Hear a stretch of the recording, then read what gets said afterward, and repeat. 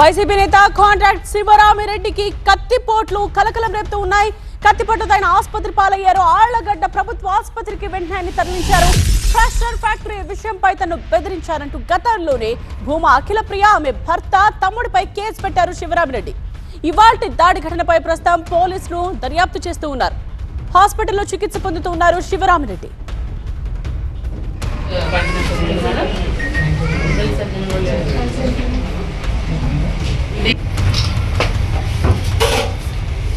Senior correspondent Nag దీనికి సంబంధించిన details అందిస్తారు. నాగ్, అసలు ఏం జరిగింది? శివరామిరెడ్డి ఏమైనా చెప్తూ ఉన్నారా? ఆయన కండిషన్ ఏంటి? శివరామిరెడ్డి కండిషన్ పూర్తి విషమంగా ఉంది. అతన్ని ఆలగడ్డ నుంచి పరిస్థితి విషమించడంతో నంద్యాల ప్రభుత్వ ఆసుపత్రికి తరలించారు. ఇతను వైసీపీలో క్రియాశీలకంగా ఉంటూనే కాంట్రాక్టర్ గా ఉంటున్నాడు. ఇతనికి ఒక క్రషర్ ఫ్యాక్టరీ కూడా ఉంది ఆళ్లగడ్డ నియోజకవర్గంలో.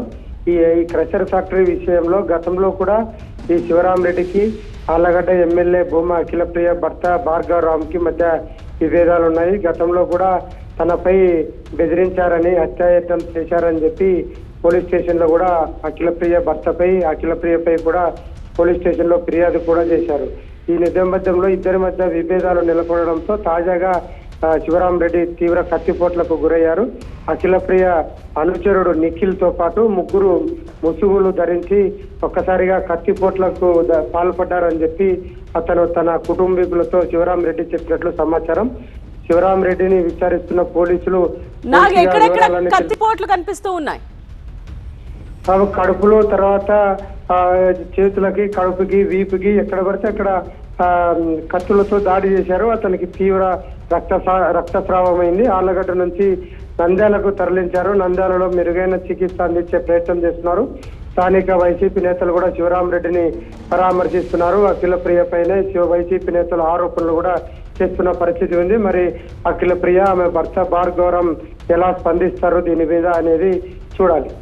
రైట్ నాగ్, వైసీపీ నేత కాంట్రాక్టర్ శివరామిరెడ్డి కత్తిపోట్లతో ప్రస్తుతం హాస్పిటల్లో చికిత్స పొందుతున్న దృశ్యాలు. అయితే పరిస్థితి విషమించడంతో ఆళ్లగడ్డ నుండి వెంటనే నంద్యాల హాస్పిటల్ కు ఆయన్ని తరలించారు.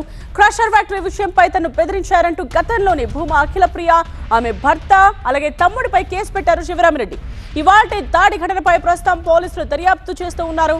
అయితే శివరామిరెడ్డి పరిస్థితి కాస్త విషమంగా ఉన్నట్టు తెలుస్తోంది. ఆఫీస్లో పని చేసుకుంటే ముగ్గురు వచ్చారు. మా వాళ్ళు స్టాఫ్ ముందు ఒకరు వచ్చాడు, తర్వాత ఇద్దరు నిలుచుకొని వచ్చాడు. వాళ్ళు ఒకరు పిడిబాబు తీసుకొని పర్సనీకి వచ్చాడు. నేను లేచాను, కూర్చొని లేస్తుంటే ఎనిమిది వెంట కొట్టాడు. తోసాను, నేను తోస్తే మా వాళ్ళు కూడా వచ్చి తోసారు. రెండేళ్ళు పోతాయి. మా వాళ్ళు అందరూ గట్టిగా ఎవరి మీద వాడు తెలిసి నేను వాళ్ళ పేరు మీద ఫోటోలో చూస్తే వాడి గుర్తింపు నేను నిఖిల్ అనుకుంటున్నాను. మాస్క్ పెట్టుకొని ఉన్నాడు. మిగతా వాళ్ళైతే గుర్తులేదు వాళ్ళకి.